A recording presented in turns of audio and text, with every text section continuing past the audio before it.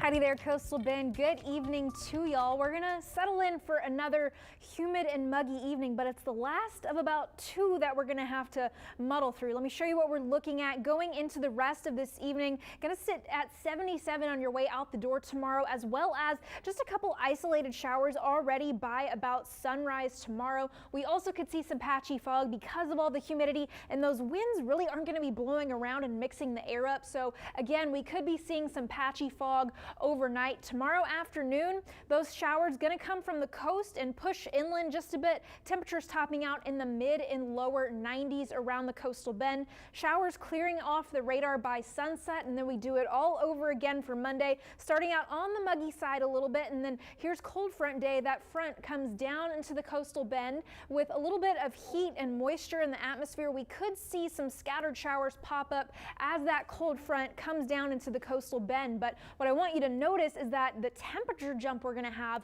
on Monday, 96 for our high. That's from the compressional heating of the atmosphere. Basically, the cold front is going to squish the air, and that is going to make it hotter. Here comes that cold front on Monday evening with some dry air behind it. We've got a high pressure ridge out to the west, but I want to focus on as that cold front slides through, then here comes way down here in the corner what will eventually become Hurricane Ian. So I want to look at the big picture here real quick just to show you that this trough right here, as well as the high pressure, that's what's really steering this storm. The low pressure here acts like a magnet and pulls that up into the Florida coastline. And for us here, we're going to be dealing with some dry air wrapping around the west side of the storm. I'll go more in depth on that in just a second, but here's a current look at Tropical Storm Ian. 50-mile-per-hour winds on the last update about 30 minutes ago, and it had been fighting some wind shear in the Caribbean, but not so much anymore. It's going to run into a very favorable environment as it continues on its trek.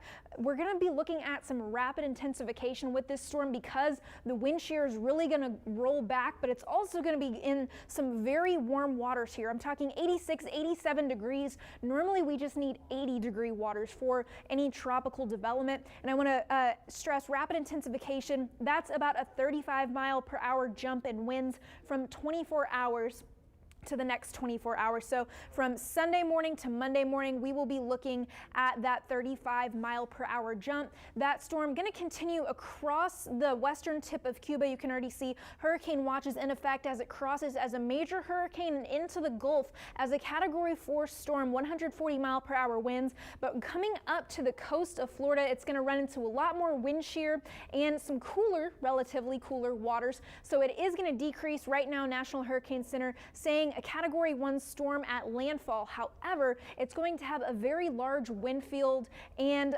storm surge, so you got to make sure that you are taking that into account as well. For us, that means we see lots of dry air here in the coastal bend wrapping around Ian. We are going to see some higher waves as that pushes those waves into the South Texas coastline, and those larger waves along with the increased wave period is going to lead to a high rip current risk here in the coastal bend heading into next week.